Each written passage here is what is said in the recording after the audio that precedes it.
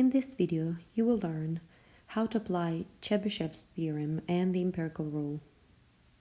Students at a major university are complaining of a serious housing crunch. Many of the university students, they complain, have to commute too far to school because there is not enough housing near campus. The university officials respond with the following information. The mean distance commuted to school by students is 14.5 miles. Assuming that the university officials' information is correct, complete the following statements about the distribution of commute distances for students at this university. Before we can work with this question, I would like to remind us what the Chebyshev's theorem says and what the empirical rule says as well. The Chebyshev's theorem says that for any distribution, at least 100 times 1 minus 1 over k squared percent of data is within k standard deviations of the mean. The empirical rule applies to symmetric or bell-shaped distributions, and it says that for any bell-shaped distribution, approximately 68% of data is within 1 standard deviation of the mean. Approximately 95% of data is within 2 standard deviations of the mean, and approximately 99.7% of data is within 3 standard deviations of the mean. Our first part, Part A, states, according to Chebyshev's theorem, at least how many of the commute distances lie within 2 standard deviations of the mean, which is 14.5 miles. We apply the Chebyshev's theorem and use 2 to substitute for k because we're talking about 2 standard deviations, so 2 goes in this formula over here in the denominator. 100 times parentheses 1 minus 1 over 2 squared, which gives me 1/4. 1 minus 1/4 is 3/4, and 3/4 times 100% gives me 75%. Suppose that the distribution is bell-shaped. If approximately 68% of the commute distances lie between 10 and 6/10 miles and 18 and 4/10 miles, then the approximate value of the standard deviation of the distribution according to the empirical rule is blank. We need to find the standard deviation.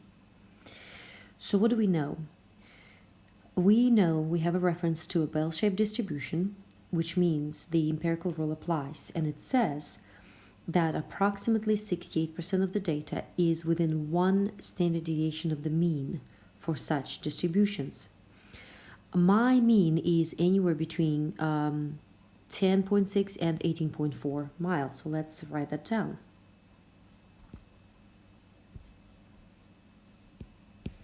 I have 10.6 as my lower boundary, 14.5 is my mean, and 18.4 is my upper boundary. Please notice that if I subtract 18.4 and 14.5, the distance between these two is 3.9, or the difference. And if I subtract 14.5 and 10.6, I also get the difference of 3.9, but this time I am subtracting 3.9 to get to the lower boundary of 10.6. In other words, what I'm saying is that if my mean for this data is at 14.5, if I go 1 standard deviation up and 1 standard deviation down, I'll end up at 18.4 and at 10.6 respectively, which tells me that that standard deviation value must be the 3.9, which shows up in both cases here. So I'm concluding that sigma is equal to, well, approximately, because we only are estimating 3.9, and that's what we're going to type in here. Let's take a look at another example.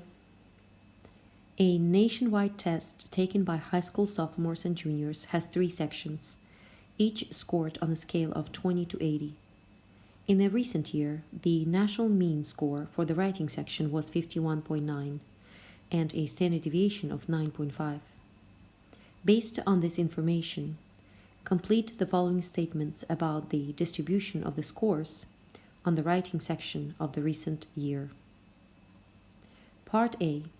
According to Chebyshev's theorem, at least what percent of the scores lie between 37 and 65 hundredths and 66 and 15 hundredths?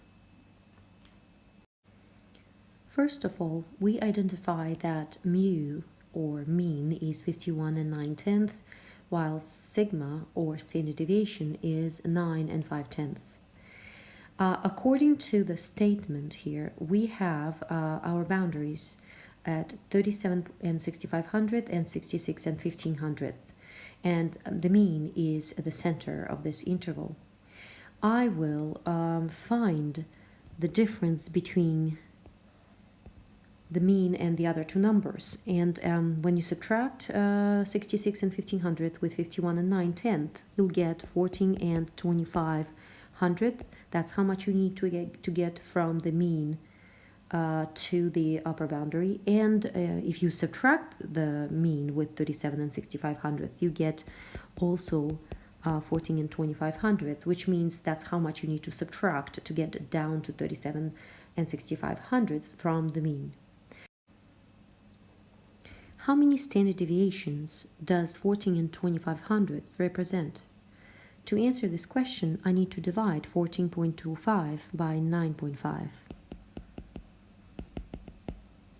And when you divide, you'll find that it is 1.5. It means that this distance here is a 1.5 standard deviations away from the mean. Now we can use this number within the formula that Chebyshev's theorem gives us. Here I replaced in Chebyshev's theorem formula k by 1.5. We found over there. And when you put these numbers, this expression, into a calculator, you will get 55.555 repeated percent.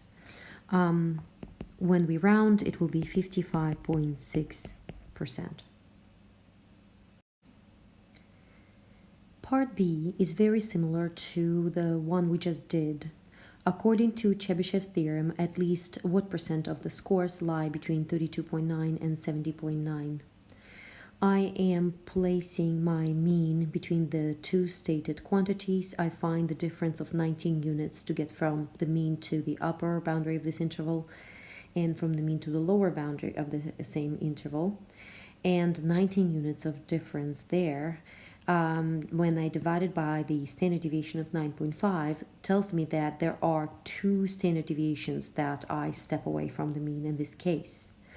Going back to the same formula, replacing k by 2 for two standard deviations, and it gives me 75% as a final result. Part C. Suppose that the distribution is bell-shaped. According to the empirical rule, approximately what percent of scores lie between 32.9 and 70.9? Please notice I'm using same boundaries as in the example I just did, but I am not referencing Chebyshev's theorem anymore.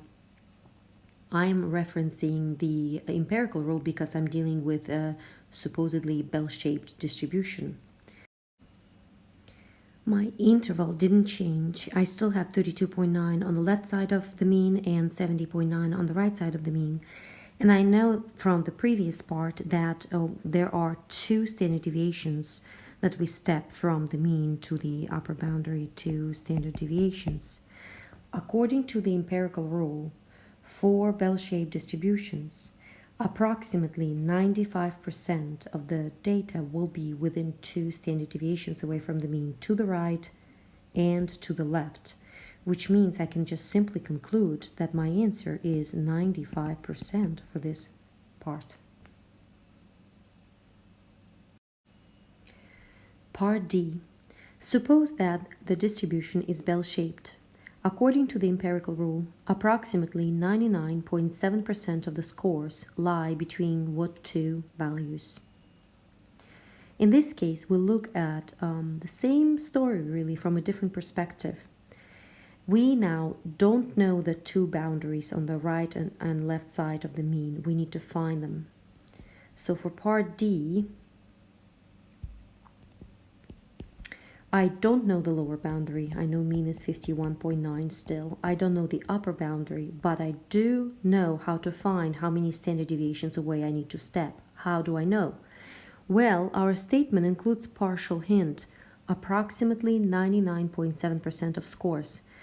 According to the empirical rule, approximately 99.7% of data will be within 3 standard deviations from the mean. So 3 standard deviations.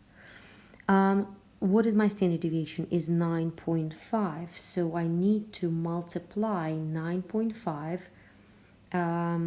by 3. In other words, my lower boundary will be 51.9 subtracted with 3 times the standard deviation. And my upper boundary will be 51.9 added with the same 3 times the standard deviation of 9.5. When I compute quantities on the right and left side of this inequality, I get 23.4 less than 51.9, which is less than 80.4. So the two quantities I was looking for are 23.4 and 80.4.